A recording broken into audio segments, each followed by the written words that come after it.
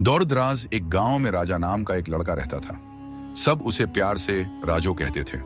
वो निहायत शरारती, खूबसूरत, कामचोर और इंतहाई गरीब था। हमेशा कोई ना कोई शरारत या फसाद कर बैठता। एक दिन वो नदी के किनारे बैठा बहुत परेशान था। वो बार बार पत्थर उठाकर नदी में फेंकता और पानी को गौर से देखने लगता। दिल ही दिल में सोचता, मेरी ये गरीबी कब खत्म होगी। आज वो बेहद उदास और उलझन में था। कभी उसने गरीबी को अपने लिए रुकावट नहीं बनने दिया था, लेकिन आज कुछ अलग ही बात थी। आखिरकार राजू ने हिम्मत की और नदी के किनारे से उठकर घर की तरफ रवाना हुआ। रास्ते में उसके जूते भी टूट गए। राजू गुस्से से बोला, आबे साले, बस तेरी ही कमी थी, गरीबी कम थी क्या जो तू भी टूट गया। उसने जूते जोर से फेंक दिए और नंगे पांव घर चल पड़ा। जब राजू घर पहुंचा तो सीधा जमीन पर लेट गया और थकन के बाद फौरन गहरी नींद सो गया। मगर कुछ ही देर बाद किसी ने दरवाजा खटखटाया।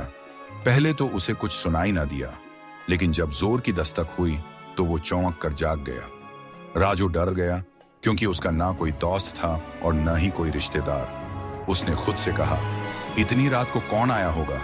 डरते डरते दरवाजा खोला तो सामने एक बूढ़ा फकीर खड़ा था।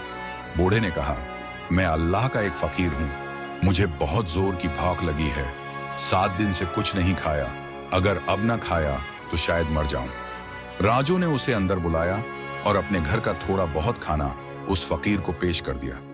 बूढ़े ने पहले अल्लाह का शुक्र अदा किया, फिर राजू का। राजू ने कहा, शुक्र तो अल्हम्दुलिल्लाह अल्लाह का है, जिसने मुझे किसी भाके को खाना खिलाने के काबिल बनाया। राजू ने फकीर से कहा, आज रात आप मेरे घर आराम करें। फकीर ने जवाब दिया, चलो ठीक है, आज रात यहां आराम करता हूं। दोनों जमीन पर सो गए। सुबह राजू ने उसे नाश्ता भी करवाया।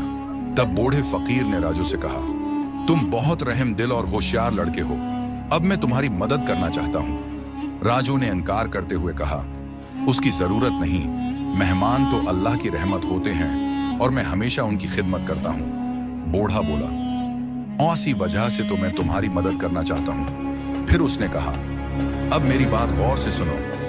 बादशाह के महल के पीछे एक घना जंगल है जो कई मुल्कों तक फैला हुआ है। तुम्हें उस जंगल को पार करना है। जंगल के पार एक गहरी खाई आएगी। उसके किनारे एक खुफिया रास्ता है जहां हजारों साल पुराना जादुई चिराग छिपा हुआ है। तुम्हें वो चिराग हासिल करना है। ये कहकर बूढ़ा फकीर अचानक गायब हो गया। कुछ ही दिनों में राजू को एहसास हुआ कि उसकी गरीबी खत्म होने का नाम ही नहीं ले रही। दिल का बोझ बढ़ता जा रहा था और आंखों में उदासी बसी हुई थी। एक रात राजू ने फैसला किया, मैं उस जादुई चिराग को जरूर हासिल करूंगा, पता तो चले आखिर ये चिराग है क्या। अगली सुबह वो सफर पर निकलने की तैयारी करने लगा। कपड़े, खाने पीने का सामान और चंद छोटी मोटी चीजें थैली में डालें कि रास्ते में जरूरत पड़े तो काम आए। दिन भर तैयारी में गुजर गया और सूरज ढलते ही राजू अपने ख्वाबों के सफर पर चल पड़ा। राजू के पास कोई सवारी न थी, इसलिए वो पैदल ही चलने लगा। वो चलता गया, यहां तक कि वो एक दूर दराज रेगिस्तान में पहुंच गया। गर्मी की शिद्दत में उसने सोचा, चलो कुछ देर आराम कर लूं। वो एक दरख्त के साए में बैठ गया। ठंडी हवाएं चल रही थी। उसने थैले से फरोट निकाले और मजे से खाने लगा। पेट भरने के बाद आंखें भारी हुईं और वो वहीं सो गया। कुछ ही देर में 2 सिपाही वहां से गुजरे। राजू को देखकर वो चौंक गए। तुम यहाँ क्या कर रहे हो? एक सिपाही ने सख्त लहजे में पूछा। राजू घबरा गया, फिर संभल कर बोला, मैं जंगल जा रहा हूं। क्यों? सिपाही ने सवाल किया। राजू असल बात नहीं बताना चाहता था, इसलिए बहाना बनाया।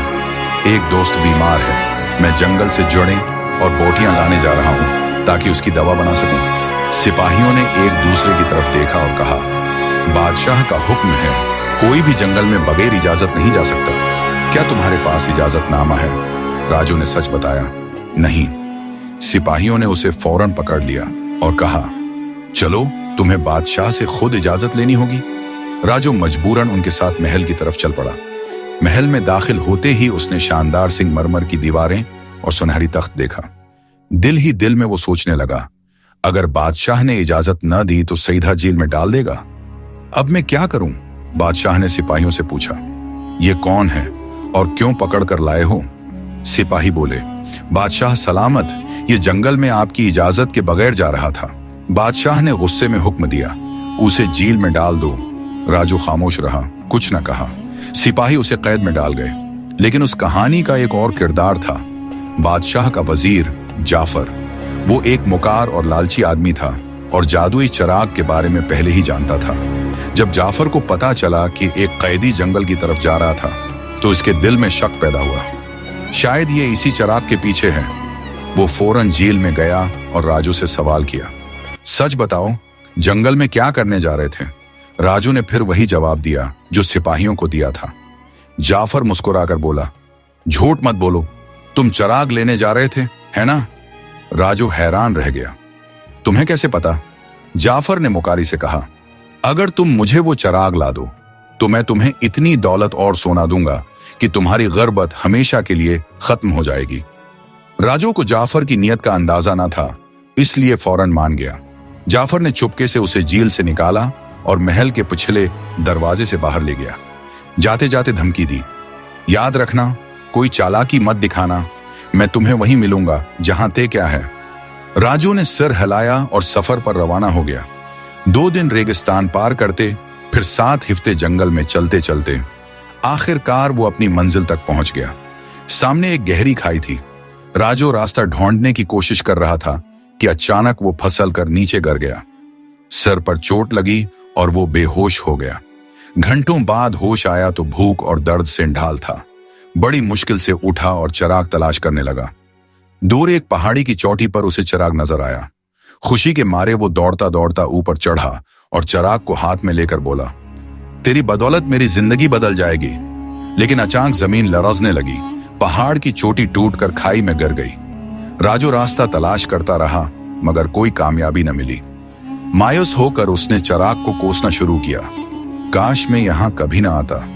गुस्से में उसने चिराग को रगड़ा और पलक झपकते ही एक दीव कामत जिन नमूदार हुआ। वो कहकाए मारकर बोला, हो हा हा हा हा हा, हुक्म मेरे आका। राजू खौफ से पीछे हट गया और यहीं कहानी खत्म होती है। अगले हिस्से में देखें क्या राजू इस जिन का आका बन पाता है या नहीं।